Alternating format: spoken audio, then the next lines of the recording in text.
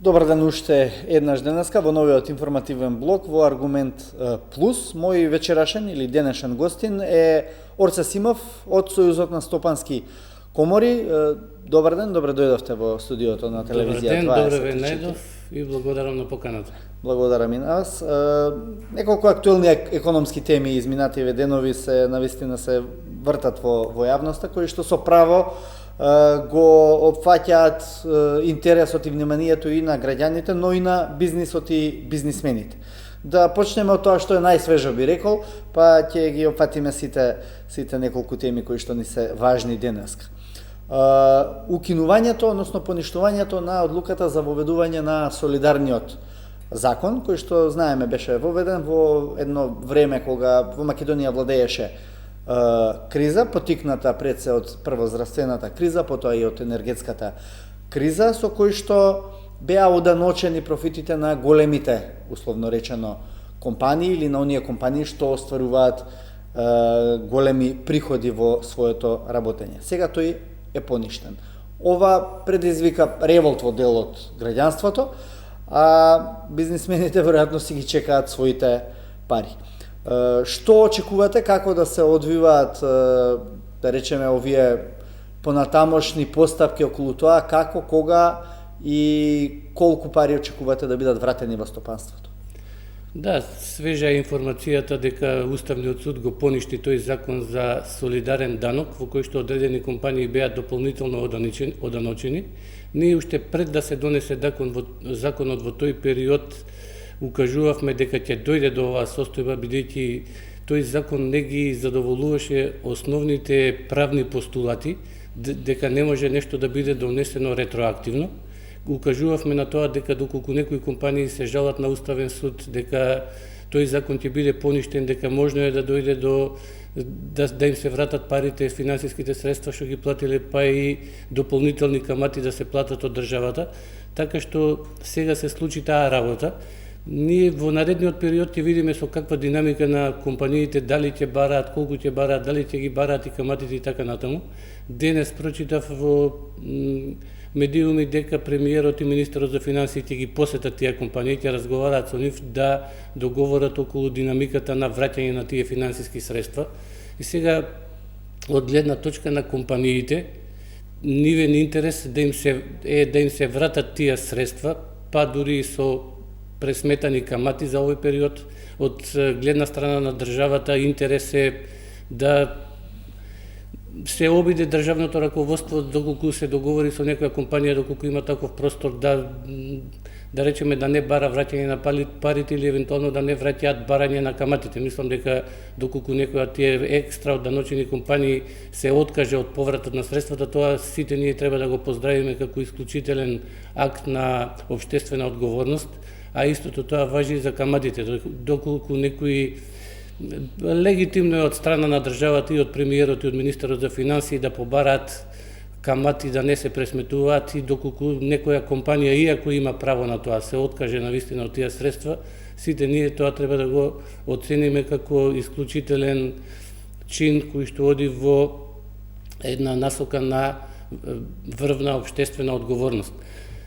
Од друга страна, мислам дека државни институции не би требало да си дозволуваат вакви примери, да се носят вакви акти кои што се навистина неиздржани. Во тој период и јас и од Сојузот на стопански комори, од други организации поврзани со бизнисот, укажувавме дека ќе дојде во таа состојба. Тоа создава една правна несигурност, даночна несигурност и кај компаниите, затоа што нема предвидливост, вие не знаете што може да се случи, што може да се побарува, и создава една нестабилност која што не оди во улога на развојот на бизнисот.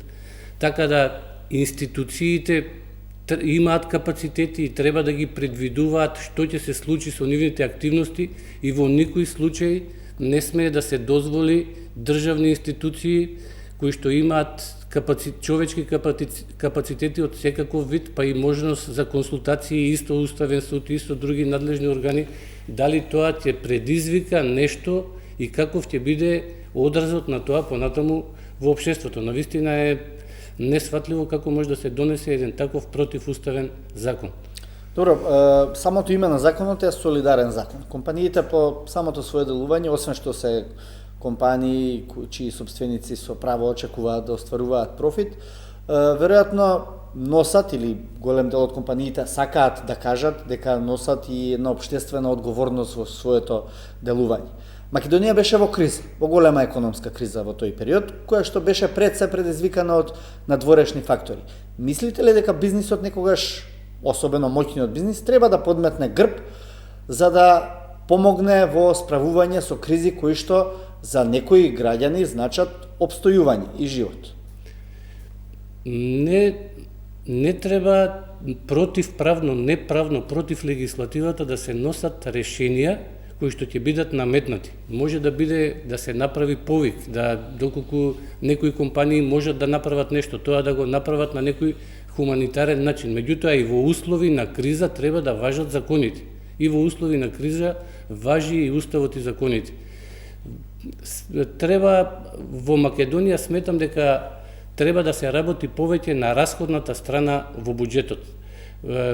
Во овие од година во година буџетот што го собира државата од стопанството, кое што го генерира бруто домашниот производ, е во пораст од година во година. Ние сега отприлика се некаде некај 6 милиарди евра годишен буџет. Сметам дека во државните институции треба да се работи, постои огромен простор за оптимизација и за кратење на трошоците и да се постигне многу поголем резултат со буџетот и со средствата кои што се собираат. На расходната страна треба да се работи на штедење, на оптимизација, на искористување повеќе на државните ресурси, на самите вработени што ги има во државните институции, на намалување на договорите со останати компании кои што вршат разни активности на државните институции, така што мора и во услови на криза да се почитуваат и уставот и законите. Од сакате да кажете дека и во тој случај, кога било,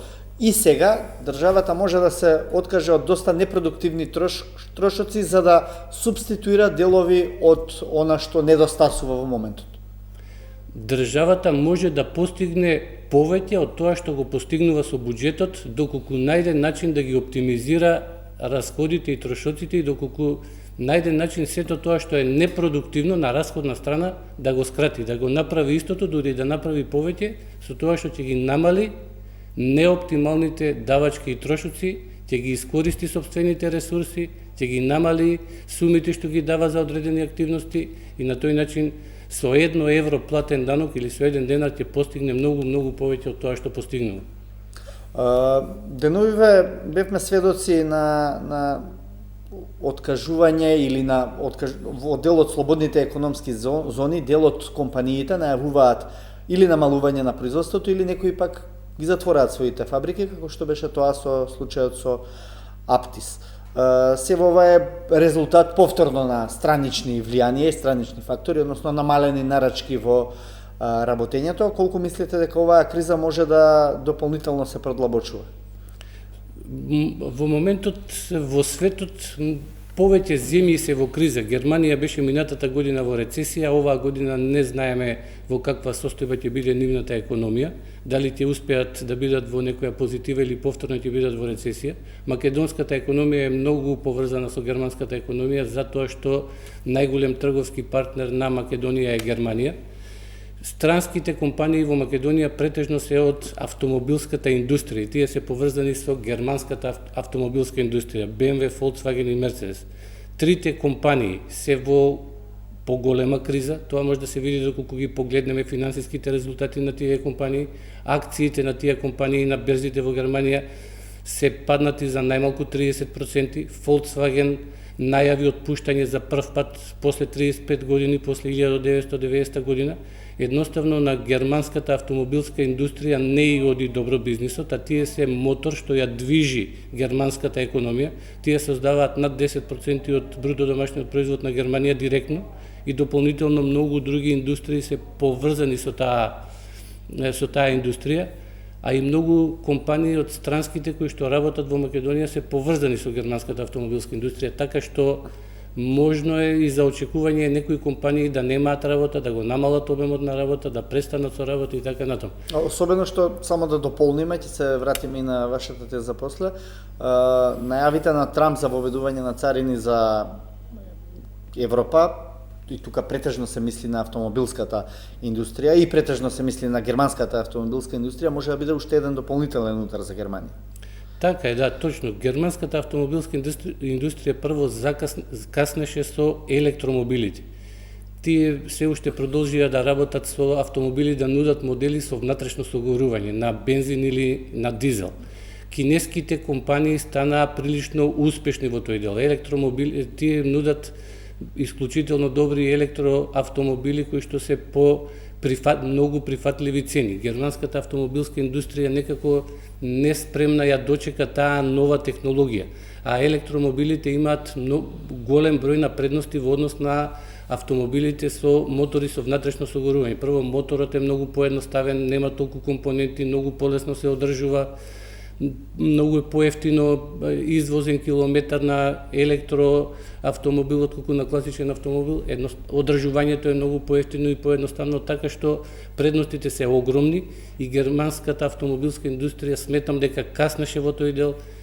Кинеските компании многу се развија, америчките компании многу се развија во тој дел и сето тоа представува и покажува една неизвестна иднина за автомобилската германска индустрија. И како сега Македонија ќе го субституира својот дел кој што го губи со тоа што Германија, да речеме, има проблеми во оваа сфера?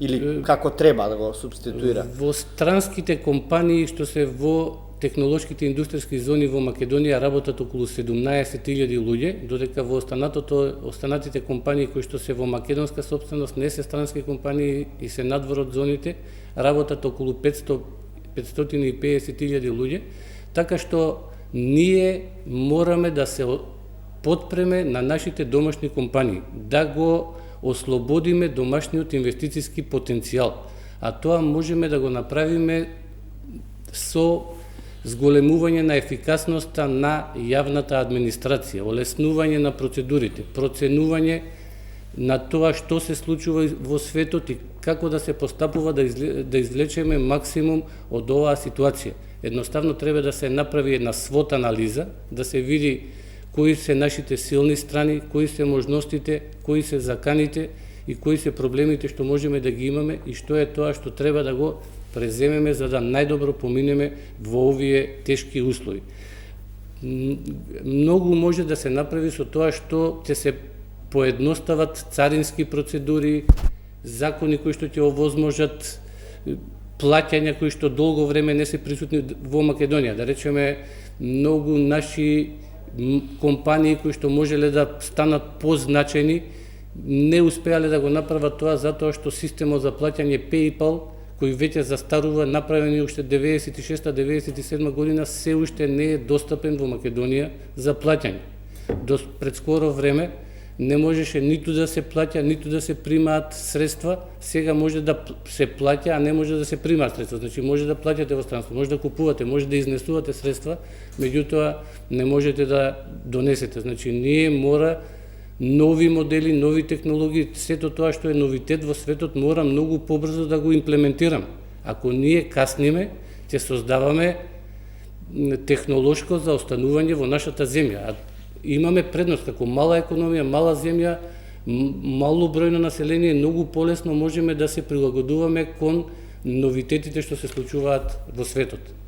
И претпоставувам дека во оваа насока треба да се искористат и потенцијалите на онаа сила од македонското општество која што гледа или е насочена кон оние нови технологии во светот, а во која што добар дел од македонците, младите македонци, младите државјани на оваа земја работат. Тоа е IT технологијата. Да, треба нашата законска регулатива и органите кои што се бават со креирање на новите закони треба да следат што се случува во светот, кои се новитетите, кои се технологиите и законски брзо да го овозможат тоа да биде достапно за македонските бизнисмени и за македонските граѓани. Имајќи во предвид дека нашиот менталитет е таков да тоа што законски не е дозволено, иако не е забрането, ние го сметаме за забрането и не работиме со тоа. Например, за разлика од Америка, каде што менталитетот е друг. Доколку тамо нешто со закон не е забрането, тие сметаат дека тоа е дозволено. Например, во Соединетите Американски држави може компанија да купи криптосредства. Во Македонија, доколку некоја компанија купи криптосредства, не верувам дека добро ќе помине со управата за јавни приходи. А тамо сведоци сме дека многу компании чуваат резерви затоа што во изминатите неколку години беше висока инфлацијата и еден од начините како да се зачува вредноста беше во тоа да се инвестира. И држави некои дури тоа го И прават. држави го прават. На државно ниво Ел Салвадор го направи тоа. Мексико сега Соединетите Американски држави планираат да купат 1 милион биткоини по 200.000 во наредните 5 години, да видиме дали ќе го остварат тоа. Тие и сега имаат некакви резерви што се над 200.000. Британија има околу, Кина има околу 190.000 биткоини, Британија има над 60.000 и така натаму. Значи едноставно мораме да брзо ги прифаќаме новитетите, да се носат законски решенија и да се овозможува и законските процедури мора да бидат оптимални. Стопанството нема време да се бави со бирократски процедури. Еве, јас можам да кажам и лични примери, каде што се занимавам со процедура на откуп на земјиште на кое што имам легален објект, кој што има имотен лист над идната година, 10 години ќе поминам како јас се бавам со процедурата како да го откупам земјиштето. Што значи ефикасна јавна администрација? Јас таму имав големи идеи, сакав да правам високотехнолошки центар за обуки кај што ќе се изучуваат исклучително софистицирани технологии како зградна автоматизација, индустријска автоматизација, програмирање на програмабилни логички контролери и такви некои работи. Меѓутоа, времето поминува, не успевам да ја реализирам идејата, затоа што се бавам со бирократски процедури кои што се навистина несватливи.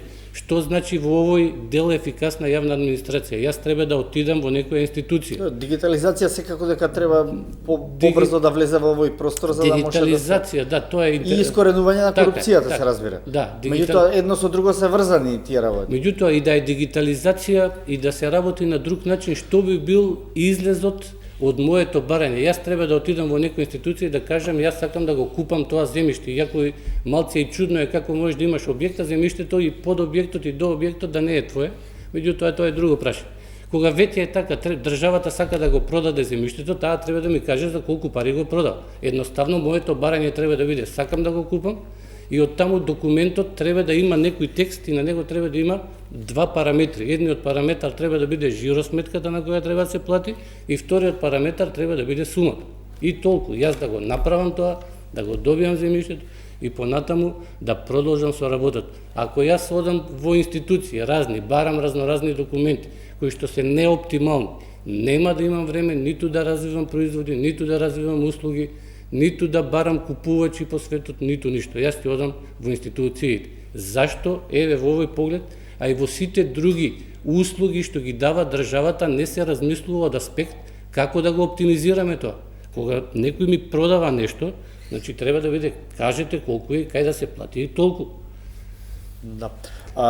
Добро, има тука уште многу, претпоставувам и да се зборува и можеби да посветиме и некоја друга емисија на целосно на таа тема, како да се олеснат сите тие процедури. Спомнавте дигитализација, можеме малку Така околу тоа да дигитализацијата се разбира. Дигитализација, дигитална трансформација. Таа може да помогне и во тоа што го зборувавме. Што значи дигитална трансформација? Таа е нешто. Дигитална трансформација значи да се реиновираат процесите. Можеме да зборуваме за дигитална трансформација и на државни институции и на приватни компании. Таа ќе биде неопходна и патот недвосмислен е кон дигитална трансформација. Компаниите кои што нема да извршат дигитална трансформација во иднина под знак прашалник ќе биде доведено нивното постоење. Доколку тие не се присутни во сајбер просторот, нема да бидат видливи за новите генерации. Новите генерации го примаат светот преку дигитални уреди. Мора компанијата да понуди, да ги нуди своите производи и услуги во сајбер просторот. Исто така, дигитализацијата овозможува многу пократко време на иновирање, многу поголем број на канали на комуникација со крајните корисници, многу побрза работа, многу поедноставна работа. намалување на трошоците, зголемување на приходите. Земјите пак, кои што нема да направат дигитална трансформација, да земја не може да исчезне, таа ќе обстои, меѓутоа таа нема да биде атрактивна за живот ниту на своите граѓани, ниту па ќе биде атрактивна за водење бизнис за компаниите што обавуваат бизнис во таа земја. Многу студии го покажа многу позитивни работи за дигиталната трансформација. Компаниите што ќе извршат дигитална трансформација имаат изголемување на приходите од над 20% годишно. Земите кои што се дигитално трансформирани се отпорни во услови на криза. Помали падови имаат кога има криза, поголем раст кога немаат криза и така натаму. Самата дигитална трансформација значи да се реобмислат, да се реиновираат процесите, независно дали зборуваме за државна институција или за компанија. Еве во овој случај што го спомнавме со земјиштето, едноставно не треба само да се направи дигитализација на сегашната процедура. Пак нема да завршиме работа, затоа што се треба да се соберат илјадници документи кои што не можат да се соберат. Некој треба да го реобмисли тоа, да рече дај да ги намалиме, да видиме што е потребно за таа работа, секој документ што е непотребен да се отфрли и траекторијата на движење на случајот на институциите максимално да се скрати. И откако тоа ќе се реобмисли, ќе се редефинира, тогаш треба да се направи софтвер кој што ќе овозможи таа услуга да се добие по дигитален пат. Тоа е вистинска дигитална трансформација. Се друго инаку би било само шминка, ако не се суштината промени. Се друго ќе биде шминка, дури може да биде и полош од тоа што е сега. Добро. И ајде да речеме последното прашање за денешната емисија. Бојкотот на маркетите имаше различни ставови околу тоа, дали е тој потребен, дали тој ќе ги разбуди институциите да видат каде во тој ланец на производители, трговци и на крајот маркети доаѓаме до вакви цени на производите какви што доаѓаме, или пак можеби сето тоа е само плод или фама која што е создадена дека цените се навистина високи. Вие имавте едно соопштение како Сојуз на стопански комори во кој што наспроти сите оние, да речам, ветришта кои што дуваа, па дури и од власта и од страна на владата и Министерството за економија, рековте не трговците, односно последните продавачи се само последни во ланецот, тие имаат најмалку вина за тоа што производите се поскапени. Зошто така мислите? Таа анализа ја правеше Трговската комора и излезе денес.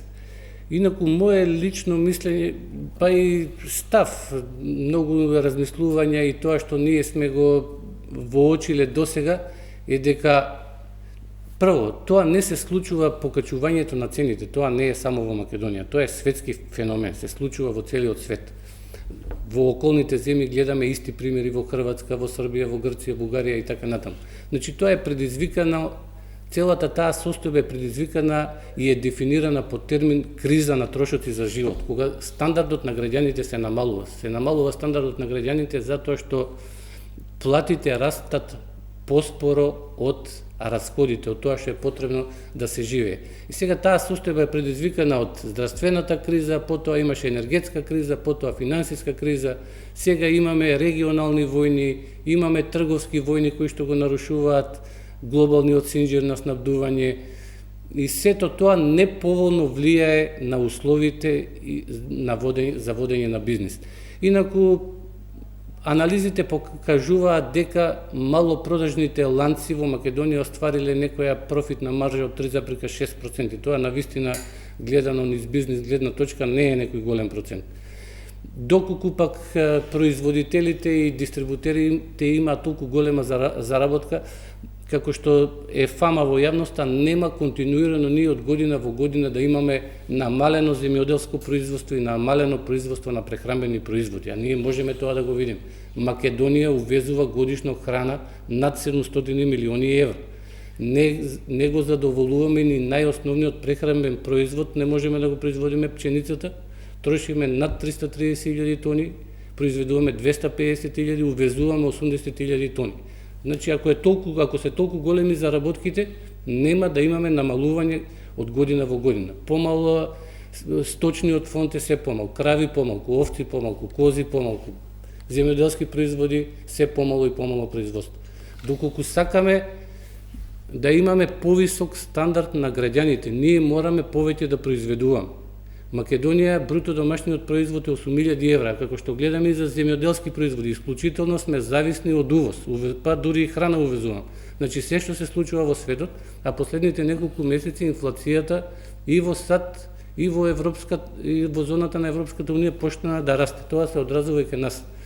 Мораме да се свртиме наместо од економија на делење на вредност кон економија на создавање нова вредност.